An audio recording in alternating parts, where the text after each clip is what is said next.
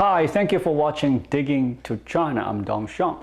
Chloé Zhao has made history at the 2021 Academy Awards, becoming the first woman of color to win Best Director and just the second woman to win the award. Zhao won the directing Oscar for Nomadland, joining Kathryn Bigelow, who won in 2009 for The Hurt Locker. This was the only year in the '93 Oscar history with two female nominees, Zhao and the promising young woman director Emerald Fennell. Only 7 women have ever been nominated. It was the first Oscar for the 39-year-old Zhao, who was born in Beijing and went to college and film school in the United States. Nomadland was her third feature. Despite Zhao's history-making night, her success has yet been recognized by her birth country of China. She has been met with muted response, and the state media in China had not celebrated her win by late Monday morning, with CCTV and Xinhua, the two main state media, not posting her win. A post announcing Zhao's directing win by film magazine Watch Movies, which has over 14 million followers on the ubiquitous Weibo microblog, was censored a few hours after it appeared. If you find yourself the subject of a nationwide internet backlash, the most natural reaction might be to lie low for a while. But Chloé Zhao probably doesn't have that option. When Zhao won the first Director Award at the Golden Globe on February 28th, a first for an Asian woman, the moment was as widely celebrated in China as it was in the US, with Chinese news outlets and social media users rallying around her success as a source of national pride. Within a day, however, the mood dramatically darkened. Internet sleuths unearthed old interviews in which Zhao appeared critical of her country, and before long, debate and vitriol over her attitude towards China was spreading just as fast as the adulation had. Beijing's internet censors were next to enter the fray, blocking most publicity for Nomadland on social media and deleting many references to the film's April 23 China release date. After two statements that caused offense in China, one appears easier to smooth over than the other. In a December 2020 interview with Australian news site news.com.au, Zhao was quoted as saying, "The US is now my country," which some Chinese readers angrily interpreted as her saying she had turned her back on China. The situation was further muddled by the US media, which widely referred to her as Asian American in coverage of her Globe victory.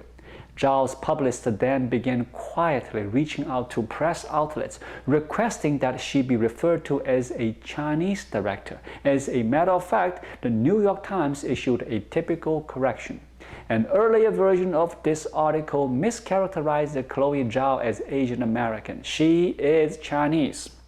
The Australian site also has since published a correction, saying it misquoted Zhao and that she had actually referred to the US as "not my country."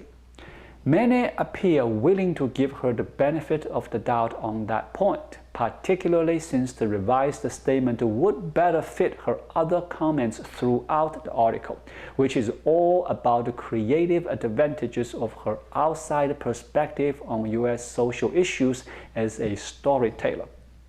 But the second quote that's caused Zhao trouble in China could be thornier, even though it appeared nearly a decade ago in the small New York quarterly Filmmaker magazine, discussing what drew her into her debut feature about a Native American teen struggling to find his way on a reservation. Zhao said, "It goes back to when I was a teenager in China, being in a place where there are lies everywhere." Teenage angst and authority questioning might be a universal experience from northern China to North Dakota Indian reservations, but a place where there are lies everywhere is an almost perfectly corrosive soundbite to have floating around in an authoritarian state bent on shaping and controlling all national narratives. Prior to the Backlash, Zhao had very little public profile in China, even though her parents were famous. Her father is the former head of a Chinese state-owned steel company, and her stepmother is Song Dan, a beloved TV sitcom actress. Born in Beijing, Zhao left China at the age of 14 to attend boarding school in London, later moving to California to finish high school and on to film studies at New York University. Her first two features, the art film Songs My Brothers Taught Me 2015 and The Rider 2017, were acclaimed on the festival circuit but made no mark in China. Now, however, Zhao is rapidly become a big star in her own right in her home country, having arrived there via the original and enormously impressive route of first achieving A-list creative success in Hollywood. Her stepmother posted this on her Weibo of her global win: "You are the legend of our family." As her star continued to climb, so would the scrutiny in China. Zhao was widely considered the front-runner in the Best Director category at the Oscars, which are closely followed by film lovers in China. As the awards season enters high gear over the coming weeks, media appearances will be a required constant. If she becomes the first Chinese citizen to win an Oscar, she will instantly be a household name in China, just like her stepmother. Then comes The Eternals, her Marvel tentpole for Disney, starring Angelina Jolie, Salma Hayek, and Kumail Nanjiani, which has been set for a US release on November 5th but awaits its China date. Commercial expectations for Nomadland in China were always quite limited, owing to the film's slow pacing and culturally remote themes.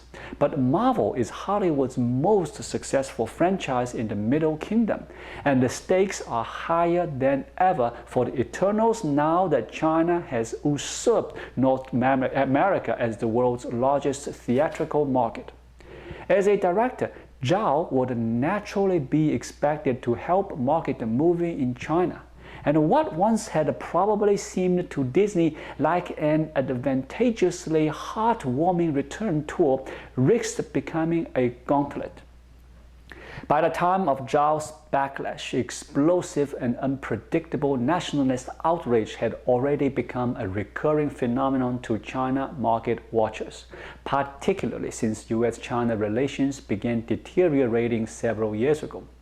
The same internet-driven patriotic outrage was behind the NBA's moment of crisis in China after former Houston Rockets GM Daryl Morey tweeted support for Hong Kong's pro-democracy movement in 2019. And a similar force was at work in the scandal that engulfed last year's big-budget video game adaptation Monster Hunter, which was pulled from Chinese cinemas just one day into release after an ambiguous but unfunny joke was deemed overtly racist, causing a wave of online furor. Disney's China-set tentpole Mulan, which bombed in China, suffered its own internet-fueled scandals, although most of the political blowback erupted outside of China. In all of these instances, government censorship and the regulatory actions trailed the explosion of outrage on social media, rather than the other way around. In the Monster Hunter case, some online patriots even openly scolded the censors for failing to catch the offending dialogue.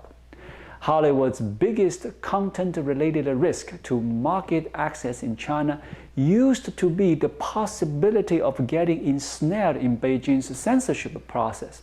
These days, falling afoul of online nationalists, derisively referred to as little pinks by their critics, has become a bigger and much more unpredictable concern. Some worry that the succession of recent political scandals involving China has created a perverse inversion of the studio's and the steamers' usual logic for courting international markets. That you win a foreign audience by creating locally themed content made by local talent and stars. The fear is that the studio executives will come to see hiring Chinese talent and telling Chinese-themed stories is itself a source of risk. In Zhao and Nomadland's case, the bitter ironies are particularly acute. China has long coveted the kind of artistic recognition in the West that the Oscars represent. But the Chinese Communist Party also remains hell-bent on closely controlling the narratives.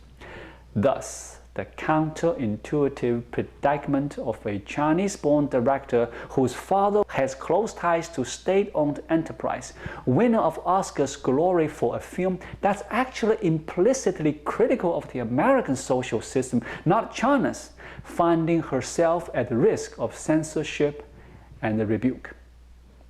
Thank you for watching. Please leave a comment and subscribe to my channel. Just click the subscribe button right here. I'll see you again shortly.